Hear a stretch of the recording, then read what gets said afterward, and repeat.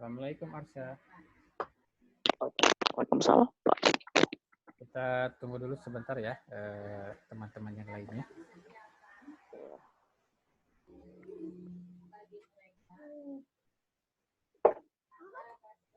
Kemarin yang sudah mengirim foto jawaban Arsya bukan? Yang lewat Japri ke Bapak. Belum ya? Belum, lupa, maaf. Ini saya fotoin. Ya, nanti aja sekalian ya. Dedenya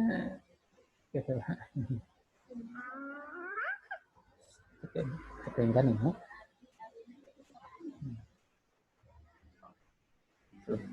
Kita tunggu dulu teman yang lainnya ya. Iya.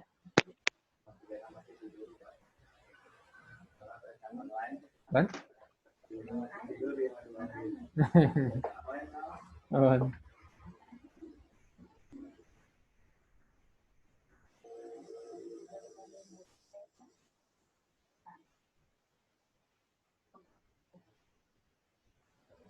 Coba cek sekali lagi apakah suara ibu kedengaran? Kedengaran. Oh, tadi mah nggak ada. Tadi nggak ada. Oh, Pak ini. Pak ini cara menjawab pertanyaan itu. Sekali lagi. Dari posisi rambut. Nah, pertanyaannya yang pertama. Kuisnya yang pertama.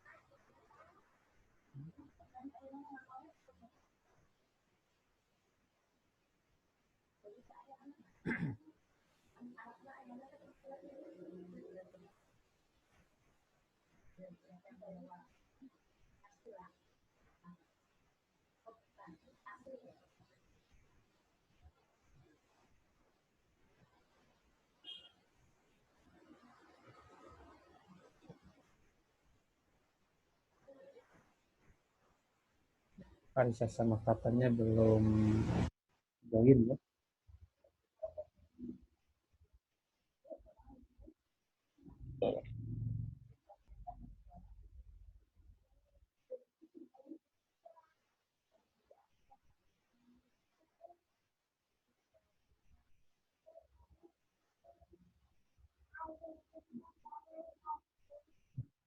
Hmm.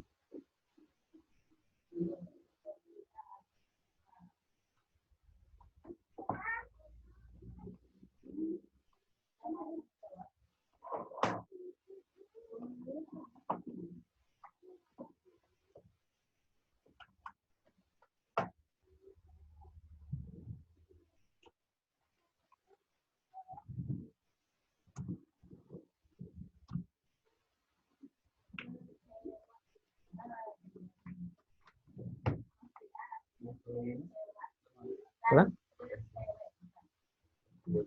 Oh.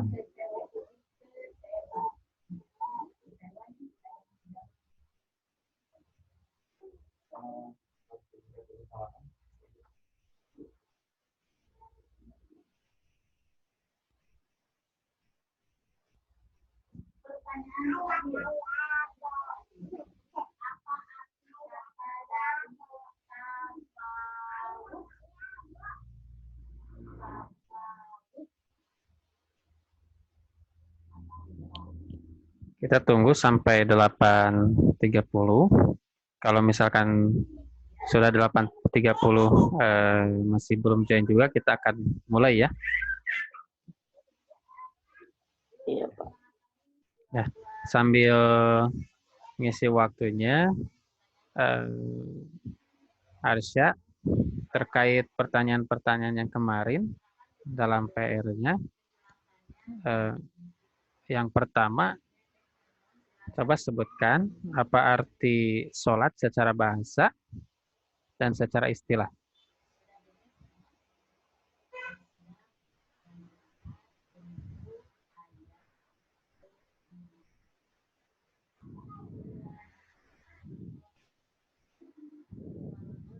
Terdengar? Iya, Pak. Coba sebutkan apa arti sholat secara bahasa dan secara istilah. Salat adalah berdoa kepada Allah dan um, memiliki surat baca-bacaan yang terkandung apa ya? Baik, baik. Baik, Bapak perbaiki jawabannya ya. Pertama, sholat secara bahasa itu artinya doa, ya. Doa secara bahasa artinya doa. Sedangkan secara istilah, sholat itu artinya serangkaian gerakan dan ucapan tertentu yang diawali dengan takbiratul ihram dan diakhiri dengan salam. Sekali lagi, secara istilah, sholat artinya serangkaian gerakan dan baca ucapan tertentu yang diawali dengan takbiratul ihram dan diakhiri dengan salam. Nah, itu arti sholat secara istilah. Kemudian, pertanyaan kedua. Pertanyaan kedua adalah, sebutkan 2 keutamaan sholat. Wah, kemarin kita ulas ada 9 ya. Sebutkan 2 saja. Apa? Sebutkan 2 saja keutamaan dari sholat. Iya.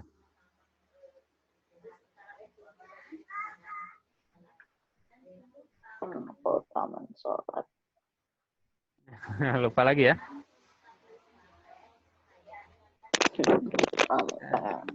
Apa ya? Baik. 2 di antara keutamaan sholat, yaitu pertama, sholat merupakan bentuk rasa syukur kita kepada Allah atas nikmat yang telah Allah berikan. Kemudian juga, sholat, halo, terdengar? Ya, Pak, dengar. Terdengar? Dan juga sholat itu termasuk amalan yang paling disukai oleh Allah Subhanahu wa Ta'ala. Dan yang lainnya, sholat dapat menghapuskan kesalahan atau dosa dan menghilangkan keburukan. Nah, itu diantaranya ya. Nah, sekarang pertanyaan yang ketiga pasti bisa ini, pasti bisa. sholat sunnah apa yang hanya dilaksanakan di bulan Ramadan? Ini apa sih namanya yang habis isya kan? Apa ya? Malam mengerjakan nggak? Tarawih. Hah? Sholat apa? Tarawih. Sholat tarawih. Sholat tarawih. Tarawih. Iya. Atau orang Sunda bilangnya taraweh ya. Malam ngerjain nggak sholat tarawih?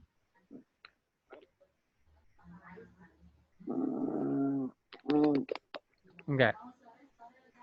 Kalau di sekitar rumahnya sholat tarawih berapa rakaat dikerjakannya? Berapa ya? Sholat tarawih.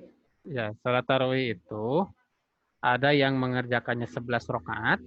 11 rakaat itu Ada yang sampai dengan 8 rakaat tarawih dan 3 sholat witir. Ada juga yang melaksanakannya 23 rakaat. Betul, 23 rakaat.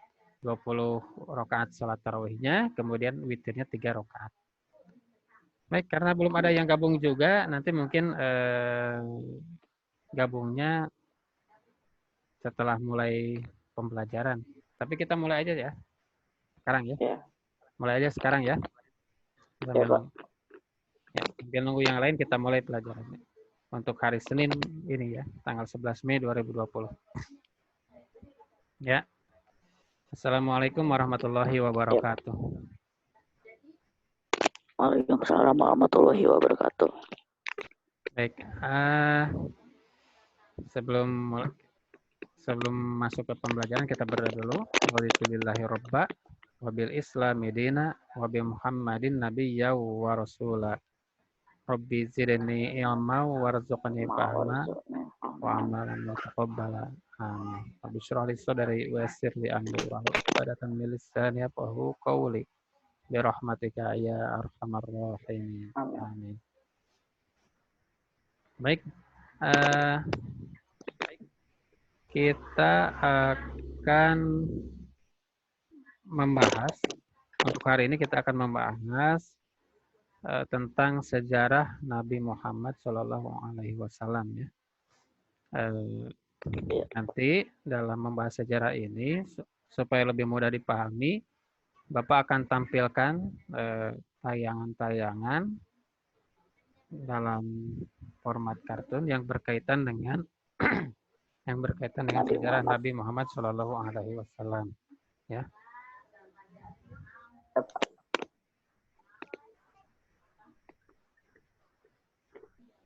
Tunggu sebentar, Pak.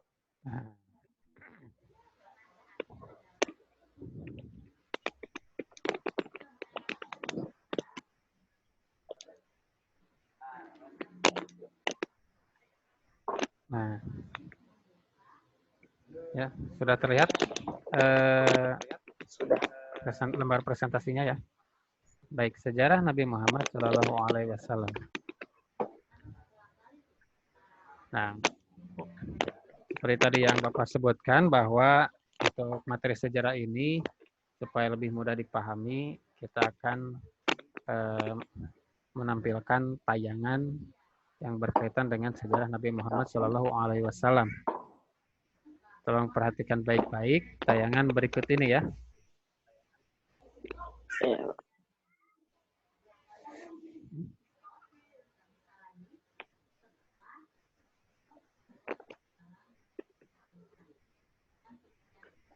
Sebentar. Ya, Pak.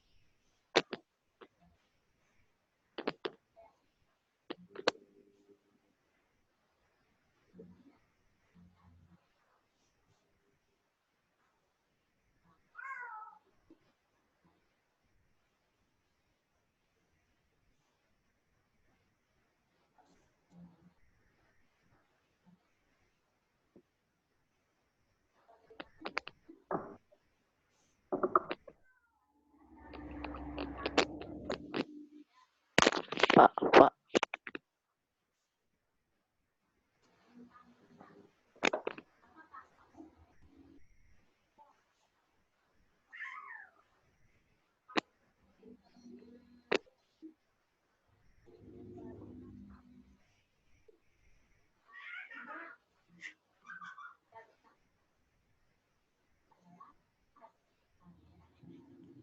Ya, selamat bergabung Pak Risya ya. Sekarang ini kita menyaksikan sejarah tentang Nabi Muhammad SAW.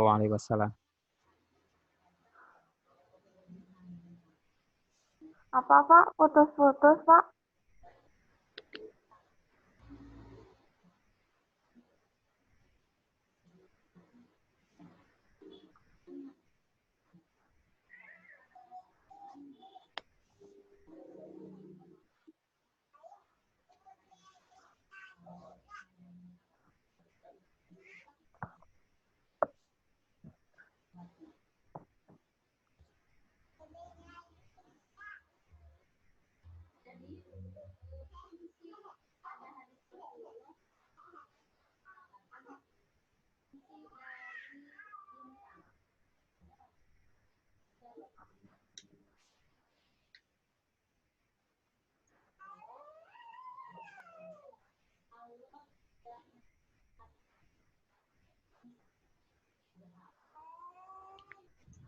Selamat datang Fatan.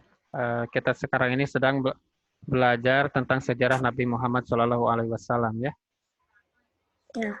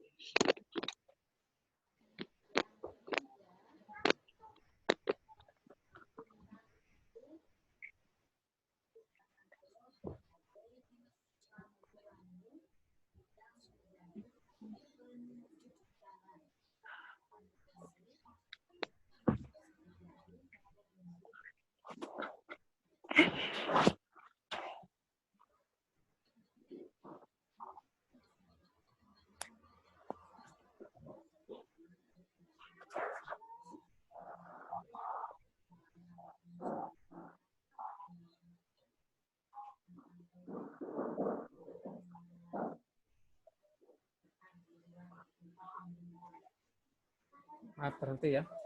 Kita ulangi dari awal.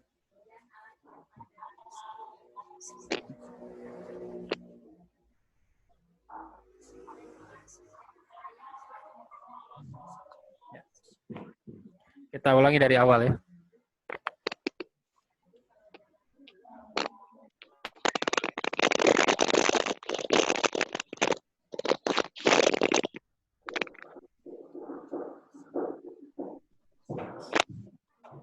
Astagfirullah.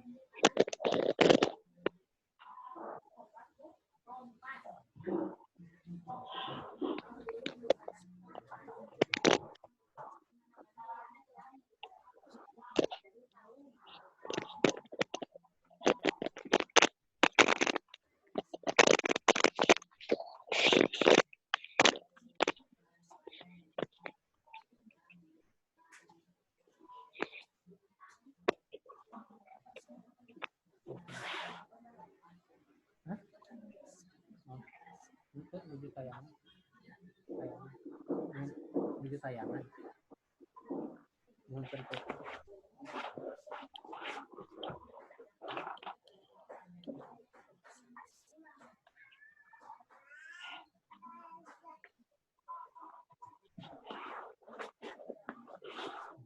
Yes. Yes. Yes, dan saya.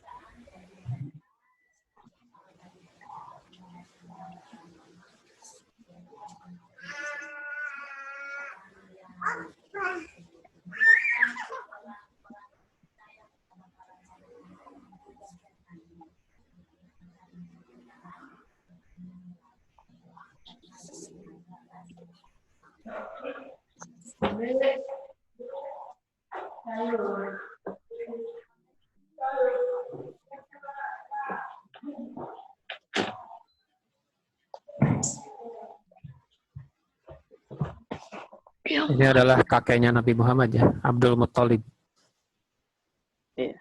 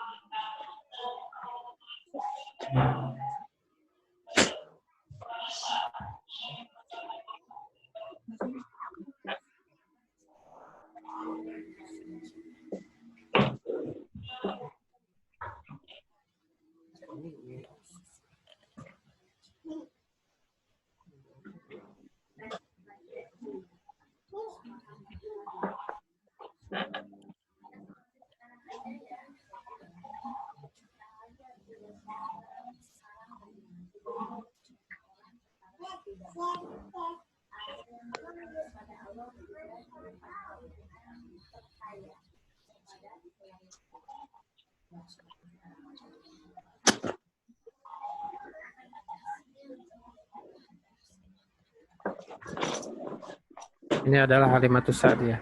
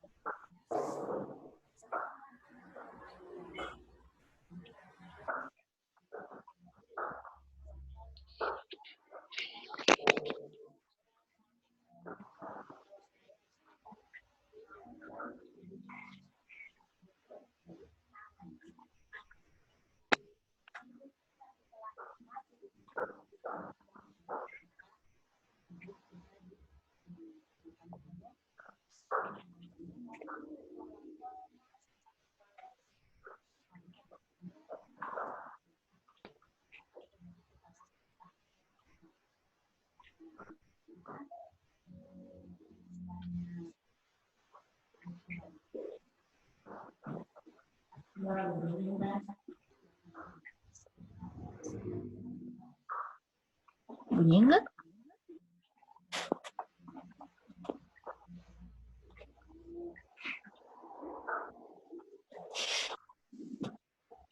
Ada yang ngomong?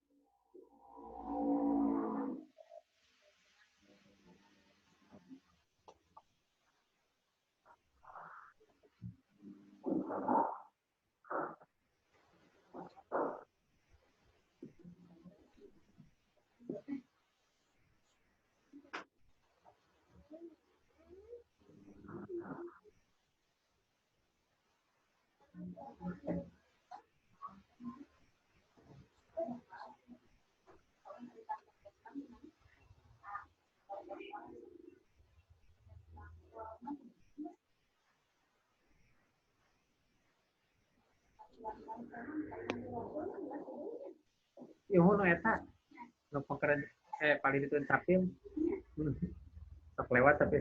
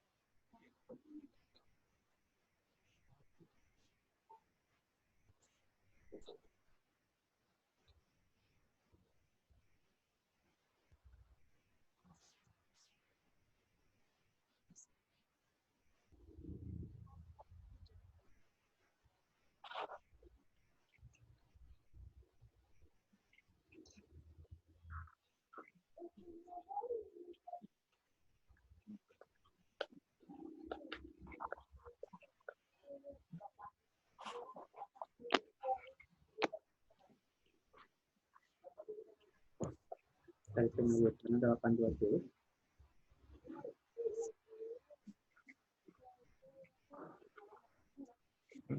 kan UI catatan ini.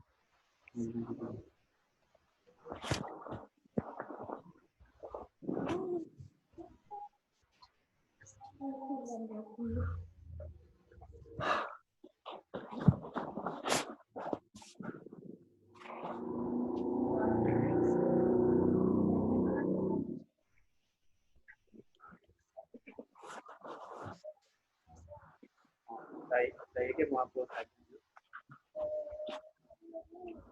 Mau upload lagi.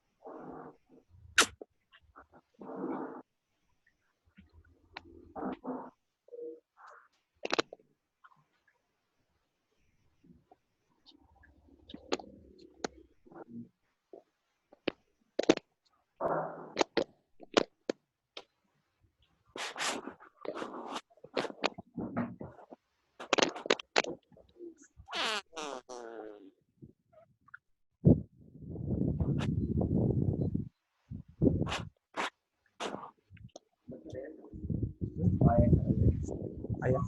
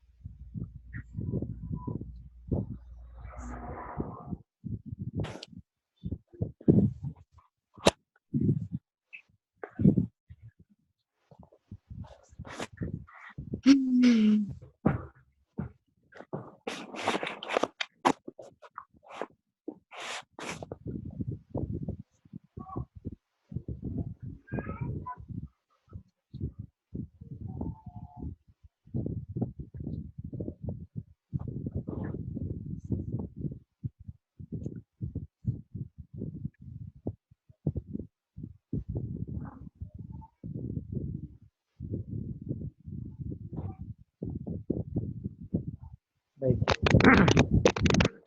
Baik, barusan kita sudah simak bersama tayangan sejarah tentang Nabi Muhammad SAW dari sejak beliau dilahirkan sampai beliau diangkat menjadi Nabi Muhammad, menjadi seorang Nabi dan Rasul. Nah,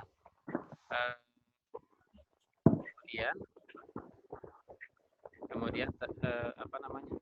Setelah beliau diangkat menjadi Nabi dan Rasul, beliau turun dari Gua Hiro dan pulang ke rumahnya dan menyampaikan kabar tersebut kepada istrinya, yaitu Siti Khadijah.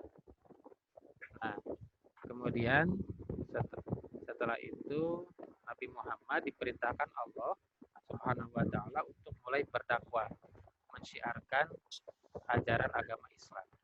Nah, tahapan dakwah Nabi Muhammad ini dibagi menjadi dua tahapan, yaitu yang pertama periode tahapan Makkah selama 13 tahun dan periode tahapan Madinah selama 10 tahun. Ya. Baik, kita sampaikan dulu tentang tahapan dakwah Islam di Mekah ya, yang selama 13 tahun itu. Yang pertama, Rasulullah SAW melakukan dakwahnya secara sembunyi-sembunyi selama waktu 3 tahun. Selama waktu 3 tahun itu, Rasulullah berdakwah hanya kepada keluarga-keluarga atau sanak saudaranya yang terdekat saja. Gitu. Nah, dari dakwah secara sembunyi-sembunyi ini, maka ada beberapa orang yang disebut sebagai as-sabiqunal awwalun atau orang-orang yang pertama memeluk agama Islam yang mengikuti ajaran Nabi Muhammad SAW, yaitu diantaranya Khadijah binti Khuwailid, yaitu istri beliau, kemudian Zaid bin Harithah, yaitu anak angkat beliau, kemudian Ali bin Abi Thalib, keponakan beliau, kemudian Ali bin Abi Thalib itu sepupu beliau ya, kemudian Abu Bakar As-Siddiq, sahabat beliau yang yang begitu mendengar dakwah dari Nabi Muhammad, beliau mensegerakan diri untuk agama Islam ya. Oleh karena itu dia diberi gelar As-Siddiq ya. Abu Bakar As-Siddiq. As-Siddiq artinya membenarkan, yang membenarkan. Kemudian Utsman bin Affan, sahabat Nabi, dan Zubair bin Awam, Abu Salamah, Said bin Zaid, dan istrinya Fatimah, putra Umar bin Khattab, adik Umar bin Khattab, kemudian Ummu Aiman, Khabbab bin Al-Harad, Abdullah bin Ma'ud, Mus'ab bin Umair, Ammar bin Yasir, Sumayyah itu ibunya Ammar bin Yasir, dan Yasir ayahnya Ammar bin Yasir. Nah, bahkan yang ke-13, 14, dan 15 ini Amr bin Yasir, Sumayyah dan Yasir yang merupakan dari golongan hamba sahaya ini sampai mendapatkan atau sampai dianiaya oleh majikannya karena masuk Islam. Tetapi mereka semua dapat mempertahankan diri, mempertahankan akidah keyakinannya terhadap ajaran Islam. Kemudian tahapan Makkah yang kedua, Nabi Muhammad SAW berdakwah secara terang-terangan di tengah penduduk Mekah sejak tahun ke-4 sampai ke-10. Namun dakwahnya ini banyak mendapatkan tentangan dari para penduduk Mekah, terutama dari Abu Jahal dan Abu Lahab. Bahkan Abu Lahab sampai diabadikan namanya dalam sebuah surat Al-Lahab yang mengatakan bahwa kelak Abu Lahab akan masuk ke dalam api neraka. Hal itu dikarenakan perbuatan Abu Lahab yang bukan hanya menghalang-halangi dakwah Nabi Muhammad, tetapi juga sampai menganiaya Nabi dan para pengikutnya yang mengikuti ajaran Nabi Muhammad. Nah, dalam periode 4 sampai 10 tahun ini hanya sedikit dari penduduk Makkah yang mengikuti ajaran Nabi Muhammad SAW. Kemudian yang ketiga, dakwah di luar kota Mekah dan penyebarannya sejak tahun ke-10 hingga masa hijrah ke Madinah. Di antaranya ini ke negeri Tauhid dan negeri Habasyah, ya. Dakwah di luar kota Mekah, jadi di sekitar kota Mekah. Nah, ini adalah sedikit tayangan yang menceritakan tentang hijrahnya ke Nabi ke Madinah. Sebelumnya perlu Bapak sampaikan bahwa ketika sebelum Nabi melaksanakan hijrah ke Madinah, umat Islam itu banyak mendapatkan siksaan, bahkan diskriminasi dari para kafir Quraisy, ya, di Makkah, sehingga sampai turunlah ayat yang memerintahkan kepada Nabi untuk melaksanakan hijrah ke Madinah, yang pada waktu itu nama kota Madinah bernama kota Yathrib. Ya. Nah, sebelum Nabi melaksanakan hijrah, terlebih dahulu Nabi mendahulukan para pengikutnya untuk hijrah terlebih dahulu. Ya. Didampingi bersama Umar bin Khattab, Utsman bin Affan, dan para sahabat lainnya. Ya, mereka hijrah ke Madinah secara sembunyi-sembunyi tanpa sepengetahuan orang-orang kafir Quraisy. Nah, kemudian pada suatu malam menyusullah Nabi Muhammad SAW bersama Abu Bakar As-Siddiq untuk berhijrah ke Madinah. Inilah ceritanya.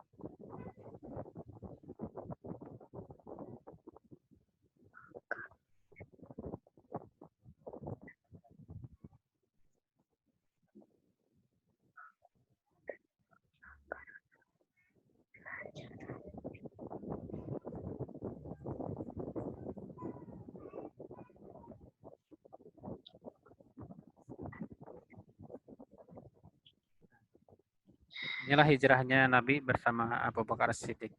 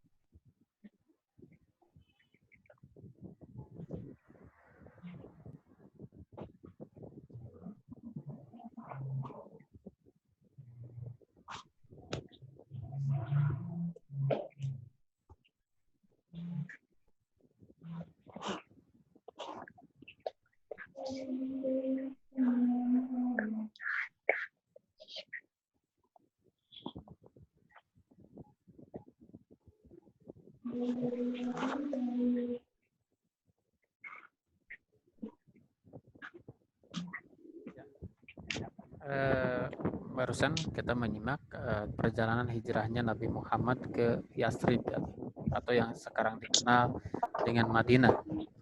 Nah, selama perjalanan itu selalu disertai oleh sahabatnya yang sangat setia, yaitu Abu Bakar As-Siddiq, yang rela mengorbankan dirinya demi keselamatan Nabi Muhammad SAW.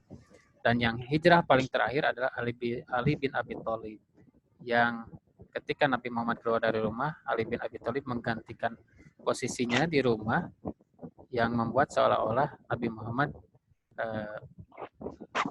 masih berada di rumah, padahal Nabi Muhammad sudah keluar.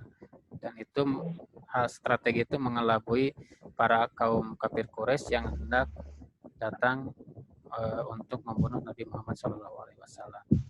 Nah,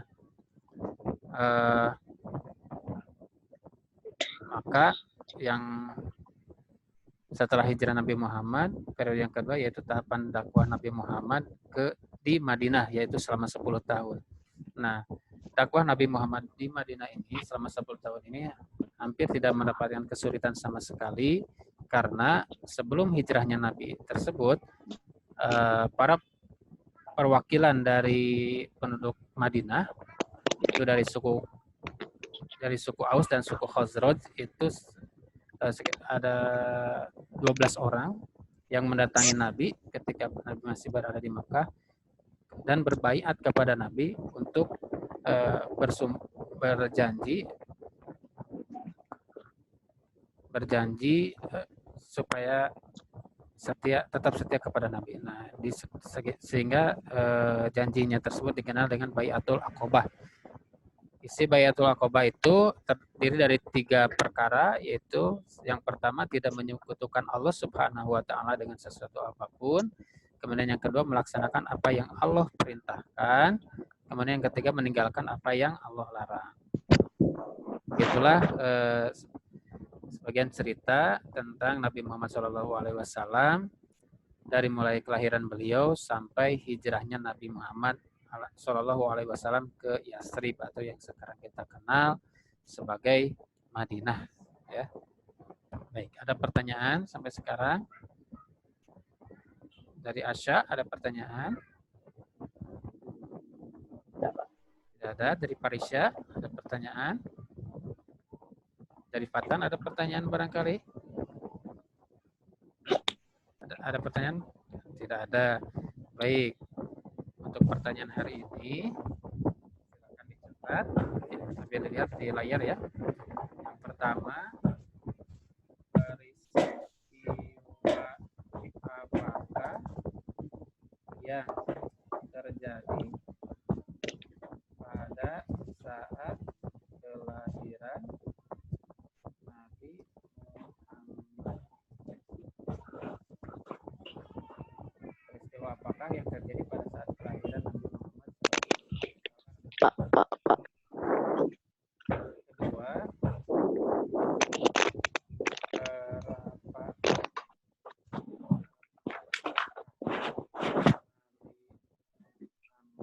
Pak.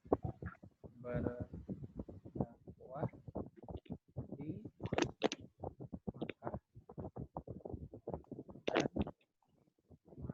Madinah?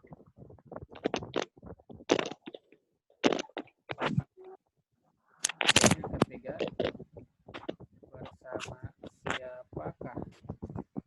Nabi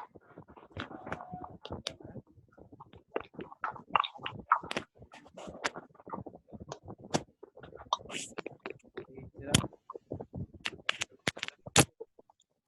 di peristiwa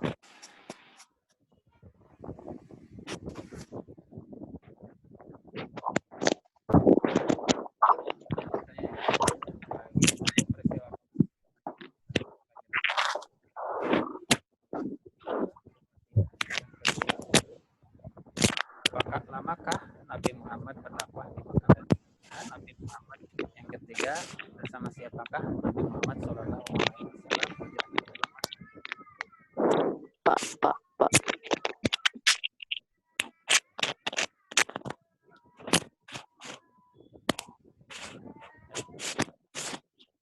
Akan ditulis atau di screenshot kalau lewat HP, kalau lewat laptop bisa di print screen ya. Atau ditulis manual dengan pulpen juga silakan. Sudah? Atau dipoto saja biar lebih cepat.